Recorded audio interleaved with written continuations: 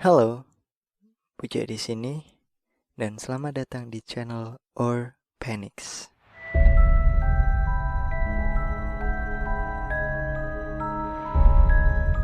So, apa kabar kalian semua? Semoga baik-baik saja dan semoga tidak banyak hal yang menyebalkan sehingga mengganggu hari-hari kalian. Jadi, di video kali ini saya akan mencoba untuk mengulas mengenai fenomena kanibalisme. Ya, kita semua mungkin sudah banyak yang tahu mengenai fenomena kanibalisme, yang mana fenomena kanibalisme adalah sebuah fenomena di mana makhluk hidup memakan makhluk hidup lain yang sejenisnya. Kalau digambarkan seperti harimau memakan harimau. Kalau di dunia binatang, setauku memang ada beberapa binatang yang hidup dengan cara kanibalisme itu sendiri. Tapi kanibalisme juga terjadi pada manusia. Ya, seperti yang kita tahu dengan sejarahnya yang cukup panjang, ada beberapa kasus yang berkaitan dengan fenomena kanibalisme itu sendiri. Dan aku sudah menyiapkan beberapa contoh kasus yang mungkin akan sedikit memberi gambaran mengenai fenomena kanibalisme itu sendiri. So, let's begin the case. Kasus yang pertama adalah kasus dari Amil bersaudara. Ya, kasus ini datang dari negeri tetangga yaitu Filipina. Pada Februari tahun 2014 silam, telah ditemukan jasad dari seorang wanita dengan kepala yang sudah terpenggal. Diketahui bahwa pelaku dari tindakan tersebut merupakan 3 orang anak yang notabene adalah anak dari perempuan itu sendiri. Ya, sampai sini cukup mencengangkan memang. Nggak tahu juga. Oke. Jadi 3 anak tersebut adalah Dante dengan usia 35 tahun, Paroy 21 tahun, dan Ibrahim 18 tahun. 3 bersaudara tersebut memulai aksinya dengan mengikat tubuh ibunya, kemudian menebas kepalanya. Tidak berhenti sampai di situ, mereka pun mulai memakan sisa tubuh ibunya sendiri. Saat jasad wanita itu ditemukan, diketahui bahwa seluruh organ internal, isi perut, bahkan kedua bola matanya sudah menghilang. Yang bisa disimpulkan bahwa organ-organ tersebut telah dikonsumsi oleh ketiga anaknya sendiri. Saat diinterogasi, mereka berdalih bahwa mereka tidak berniat melakukan hal keji tersebut. Dengan alasan mereka hanya ingin membebaskan ibunya dari roh jahat yang mereka yakini tengah merasuki tubuh ibu mereka. Ya, jujur ketika baca kasus ini aku nggak sampai hati gitu loh, kayak ya nggak habis pikir gini loh, menganggap bahwa ibunya dirasuki oleh roh jahat dan berkeinginan untuk menolong ibunya, tapi kenapa dimakan?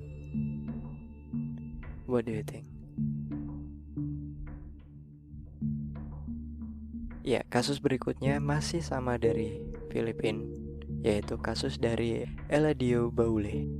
Kasus dari Eladio Baule ini cukup menggemarkan kala itu. Dan waktu aku baca kasus ini juga sangat speechless karena kasus ini terjadi tepat di tengah-tengah sebuah acara pernikahan. Kasus ini bermula ketika ayah dari mempelai wanita, Eladio Baule, marah kepada sepupunya yang bernama Benjie Ganai, yang waktu itu tak sengaja memegang pantat anaknya, yang notabene pengantin wanita di acara pernikahan itu. Lalu, si Eladio Baule yang tengah geram ini dibantu oleh saudara-saudaranya mengajak si Benji Ganai ke tempat yang sepi. Sampai di sana, mereka pun membunuh si Ganai. Ya, tak sampai di situ, mereka pun lanjut dengan mengoprak-aprik ya, Mereka mencoba untuk mengolah daging ganai, bahkan juga dilumuri oleh minyak tanah, juga daun kelapa. Lalu mereka memanggang daging korban. Setelah matang, mereka pun menyajikan daging olahan korban ke para tamu yang hadir di acara pernikahan tersebut. Yang waktu itu, para tamu tidak menyadari atau bahkan tidak tahu menahu apa yang mereka makan. God damn, what do you think about it?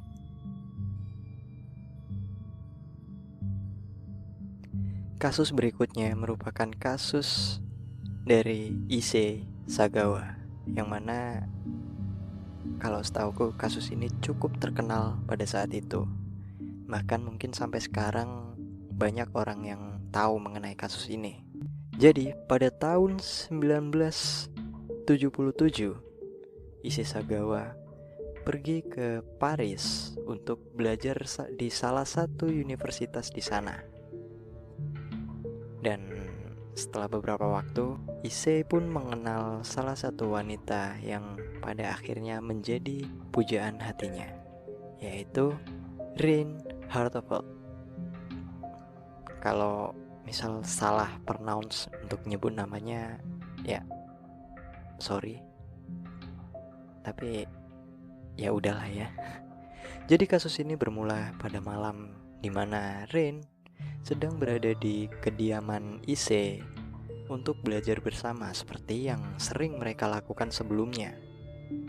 Namun pada malam itu terjadilah insiden di mana Issei tiba-tiba menembak leher si Reine.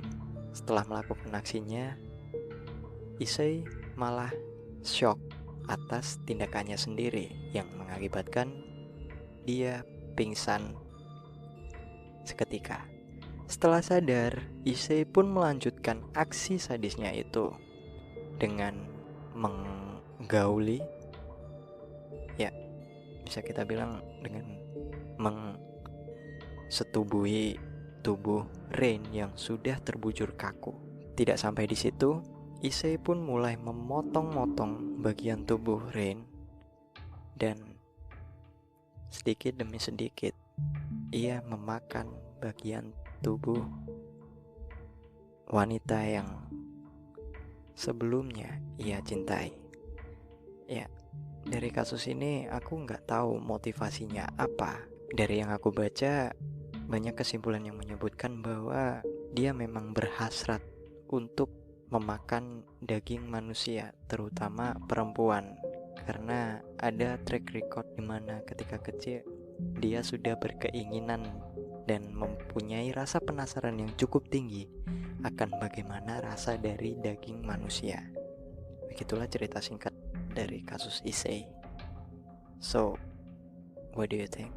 Oke, jadi itu dia rangkuman dari beberapa kasus yang sudah aku pilih untuk jadi ulasan di topik kali ini, yang mana kesimpulannya adalah banyak alasan yang bisa mendasari orang untuk melakukan fenomena kanibalisme itu sendiri.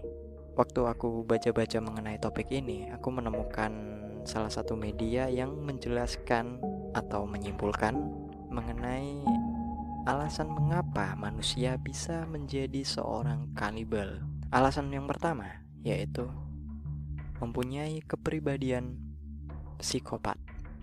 Ya, seperti yang kita tahu di beberapa kasus pembunuhan dan kanibalisme itu bisa dibilang sepaket lah. Jadi memang kemungkinan kepribadian psikopat itu sendiri bisa menjadi landasan bagi manusia untuk melakukan tindakan kanibalisme.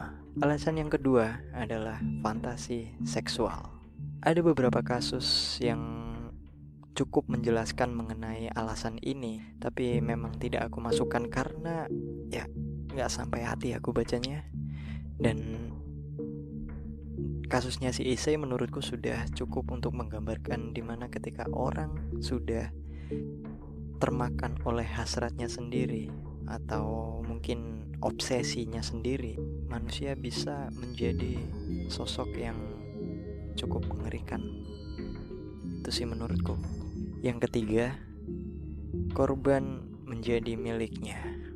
Di alasan yang ketiga ini dijelaskan bahwa seorang pelaku kanibalisme cenderung merasakan bahwa ketika ia tengah memakan korbannya, ia merasa bahwa korban berada di dalam dirinya sendiri. Itu kayak merasa ada kedekatan lah ketika ia memakan korbannya. Itu kurang lebih. Ya, jadi itu ulasan singkat mengenai fenomena kanibalisme. Jadi gimana menurut kalian? Ya, semoga kalian enjoy dengan penjelasan aku yang kayaknya masih ngalor ngidul dan kurang terarah gitu, atau bahkan gak terarah sama sekali. Ya, I'm so sorry. Jadi aku berharap kedepannya bisa lebih baik. Jangan lupa subscribe buat yang belum subscribe, dan like, komen, juga share ke teman-teman kalian kalau menurut kalian mereka harus nonton video ini. Juga agar channel ini berkembang dan sedikit memotivasi diriku untuk untuk bikin konten-konten yang lebih baik dan lebih menghibur untuk kalian. So, thank you for watching and see you